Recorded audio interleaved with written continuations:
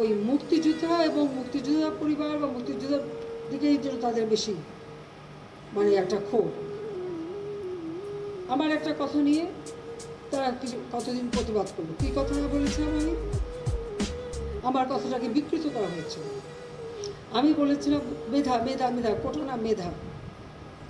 তো কোটা আমাদের নারীর কোটা, প্রতিবন্ধীদের কোটা, নৃগোষ্ঠীর কোটা, প্রত্যেক জেলার কোটা, মুক্তিযোদ্ধা পরিবারের কোটা, সেগুলো তো আমি বাতিলও করে দিয়েছিলাম।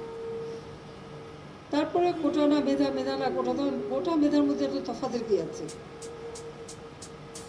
এখানে মেধাই তো হয়। প্রথমে প্রিলিমিনারিতে তাদেরকে পরীক্ষা নেওয়া হয়, এরপর লিখিত পরীক্ষা হয়। লিখিত পরীক্ষা পাশ করলে তখন তাদের ভাইবা নেওয়া হয়। ভাইবা নেওয়ার পরে তারপর যখন পদায়ন করা হয় তখন যারা মেধাবী তারাই পায়। আর অবশ্যই এই কোটাগুলি ভাগ করে দেওয়া হয়।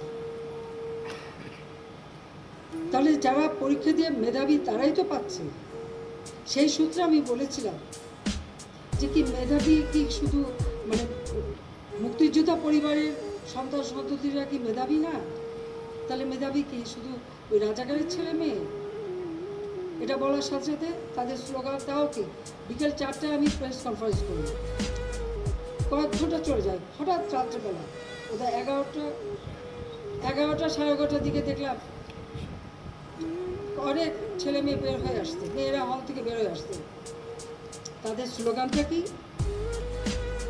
যে তারা রাজাকার, তুমি কে আমি কে, রাজাকার রাজাকার, তোমার বাবা আমার বাবা রাজাকার রাজাকার। তার মানে তারা নিজেদেরকেই রাজাকার হিসেবে পরিচয় দিল। আমি তো তাদের রাজাকার বলিনি, তারা নিজেরাই স্লোগান দিয়ে নিজেদেরকে রাজাকার হিসেবে